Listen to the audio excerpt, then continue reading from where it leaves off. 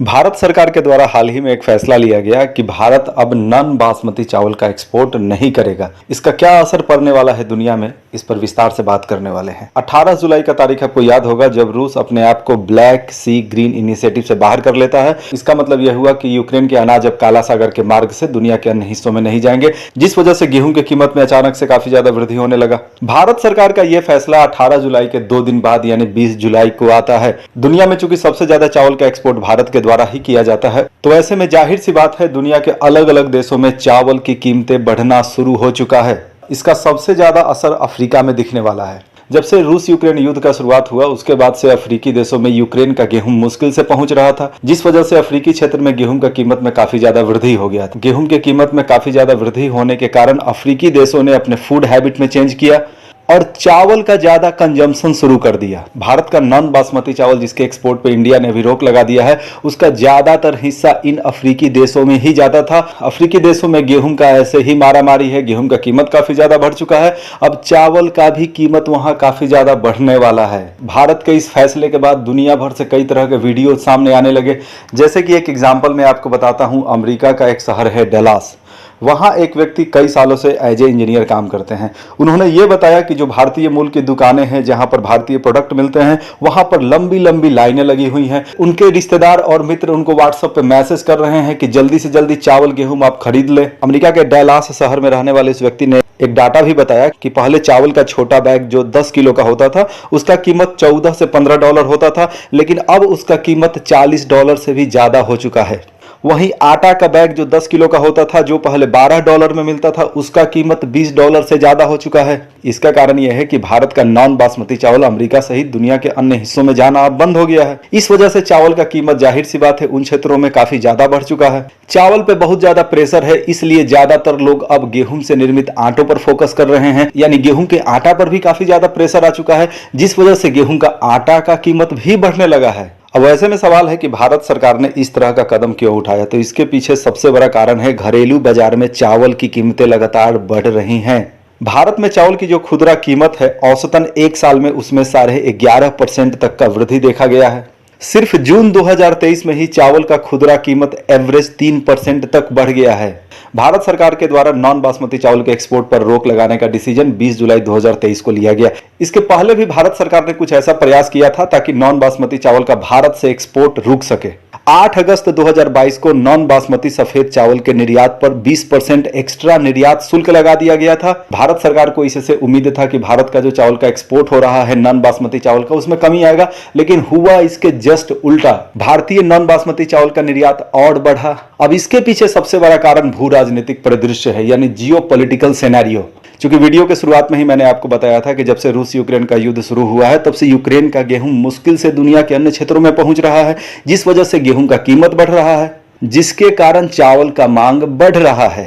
वैसे भी अगर देखा जाए तो 2024 में लोकसभा का चुनाव होने वाला है। भारत में न सिर्फ चावल बल्कि अन्य खाद्य सामानों की भी जो कीमतें हैं उनमें लगातार वृद्धि हो रहा है, यानी कि एक आम आदमी का जीवन यापन का जो लागत है वो काफी बढ़ते जा रहा है। भारत दुनिया का सबसे बड़ा चावल निर्यातक देश है। भारत बासमती के साथ साथ नॉन बासमती चावल का भी एक्सपोर्ट कर। भारत के बाद नंबर आता है थाईलैंड, उसके बाद वियतनाम, उसके बाद पाकिस्तान और उसके बाद अमेरिका। आपको यह बात भी पता होना चाहिए कि थाईलैंड, वियतनाम, पाकिस्तान और अमेरिका जितना चावल का निर्यात करते हैं उससे भी ज्यादा अकेले भारत चावल का निर्यात करता है। 2022 की अगर डाटा को देखा जाए तो भारत ने 140 देशों को 2.2 करोड़ टन चावल बेचा, जबकि अगर ग्लोबल स्तर पे बात किया जाए तो कुल चावल का एक्सपोर्ट 5.6 करोड़ टन का रहा था, यानी 40% से ज्यादा चावल का एक्सपोर्ट अकेले हमारा देश करते रहा है। इसके बाद यह जानना काफी जरूरी हो जाता है कि बासमती और नॉन बासमती में क्या अंतर है। बासमती चावल लंबा, पतला और सुगंधित होता है। बासमती चावल का कीमत सामान्य चावल से ज्यादा होता है। बासमती चावल का इस्तेमाल सामान्यतः पुलाव बनाने में, बिरयानी बनाने में या इसके अलावा फेस्टिवल्स में बासमती चावल का इस्तेमाल किया जाता है। एक आम व्यक्ति जिस चावल का इस्तेमाल करता है वो सफेद चावल होता है, वो नॉन बासमती होता है। नॉन बासमती ज्यादा लंबा नहीं होता है और साथ ही साथ पतला भी नहीं होता है, वो मोटा होता है। दोस्तों, आपने अरवा चावल, उसना चावल भी जरूर सुना होगा। जब चावल की फसल खेत से आता है तो चावल में जो छिलका होता है, छिलका सहित चावल में जब भाप लगा दिया जाता है और उसके बाद फिर छिलका को आगे निकाला जाता है तो उस तरीके से जो चावल तैयार होता है उसको उसना चावल कहते हैं। जबकि सिंपली सिर्फ छिलका निकाल करके जो चावल बनता है उसको अरवा चावल कहते हैं। इसके अलावा पुराना चावल और नया चावल के बारे में भी आपने नाम सुना होगा। पुराना चावल सामान्यतः जब चावल 1 साल से पुराना हो जाता है तो उसको पुराना चावल कहते हैं, और जो चावल जस्ट खेत से निकल कर आया है उसको नया चावल कहते हैं। नया चावल का इस्तेमाल सामान्यतः मिठाई या खीर बनाने में होता है। नया चावल चिपक जाता है, जबकि पुराना चावल भुरभुरा टाइप का होता है। दोपहर का चावल दाल जो एक सामान्य भारतीय भोजन है, उसमें सामान्यतः पुराने चावल का ही इस्तेमाल किया जाता है। दुनिया भर की अगर बात किया जाए तो दुनिया में 80% लोगों का मुख्य भोजन चावल है, जबकि 20% लोगों का मुख्य भोजन गेहूं, मक्का आदि है। लेकिन आपको यह भी समझना होगा कि 80% लोगों का चूंकि मुख्य भोजन चावल है, तो इसका मतलब यह नहीं है कि सिर्फ वो चावल ही खाते हैं। उनका मुख्य भोजन चावल है, वो गेहूं, मक्का आदि भी खाते होंगे। भारत में बासमती चावल जम्मू कश्मीर, हिमाचल प्रदेश, पंजाब, हरियाणा, दिल्ली, उत्तराखंड और वेस्टर्न उत्तर प्रदेश में सामान्यतः उपजाए जाते हैं, जबकि भारत के अन्य हिस्सों में नॉन बासमती चावल का पैदावार होता है। चाहे बासमती चावल हो या नॉन बासमती चावल हो, दोनों का ही दुनिया में सबसे बड़ा एक्सपोर्टर यानी निर्यातक हमारा देश भारत। इसके बाद बात करते हैं कि सबसे बड़ा आयातक कौन है बासमती चावल का। भारतीय बासमती चावल सबसे ज्यादा कहाँ जाता है, तो सबसे ज्यादा जाता है मुस्लिम कंट्री जैसे सऊदी अरब, ईरान, इराक, इसके अलावा अमेरिका में भी। जो मुस्लिम कंट्री होते हैं वहां पर बिरयानी काफी ज्यादा बनाया जाता है, और बिरयानी में सामान्यतः बासमती चावल का इस्तेमाल किया जाता है। इसके बाद ये बात करते हैं कि भारत का नॉन बासमती चावल सबसे ज्यादा कहाँ जाता है। तो नॉन बासमती चावल चूंकि सस्ता होता है, ये सबसे ज्यादा अफ्रीकी क्षेत्र में जाता है। इसके अलावा अमेरिका, यूरोप आदि क्षेत्रों में भी जाता है। भारत में 80% चावल का खेती गर्मी के सीजन में, जबकि 20% चावल का खेती सर्दी के सीजन में किया जाता है। भारत के अधिकांश हिस्सों में चावल की खेती गर्मी के सीजन में ही किया जाता है। उत्तरी भारत, पूर्वी भारत, पश्चिम भारत का एक बड़ा क्षेत्र, इसके अलावा दक्षिणी भारत के कई क्षेत्रों में भी गर्मी के सीजन में चावल की खेती भारत में किया जाता है, जबकि सर्दी के समय दक्षिण भारत और मध्य भारत के कुछ हिस्सों में चावल की खेती भारत में किया जाता है। अभी कुछ दिन पहले भारत के उत्तरी भाग में बहुत ज़्यादा भयंकर तरीके से बारिश हुआ, जिस वजह से धान की फसलों को बहुत ज़्यादा नुकसान हुआ। जो धान की फसल होता है, सबसे पहले उसको खेत में लगाया जाता है, यानी बीज को छिड़का जाता है। उसके बाद उसमें से फसल निकलता है, यानी छोटा सा पौधा निकलता है। उसके बाद उसको निकालकर दोबारा रोपा जाता है। अब उत्तर भारत में क्या हुआ, चूंकि बहुत ज़्यादा वर्षा हो गया, धान का फसल तो निकल गया, पौधा तो निकल गया, लेकिन उसमें पानी बहुत ज़्यादा जमा हुआ था, और दोबारा उसकी रोपाई चूंकि किया जाता है, लेकिन दोबारा रोपाई करने के लिए किसान इंतजार कर रहे थे कि पानी कम हो, लेकिन पानी ही कम नहीं हुआ। खेतों में काफी ज्यादा पानी लगा हुआ था, जिस वजह से दोबारा रोपाई नहीं हो पाया, और इस तरीके से कई क्षेत्रों में धान का जो पौधा था वो खराब हो गया।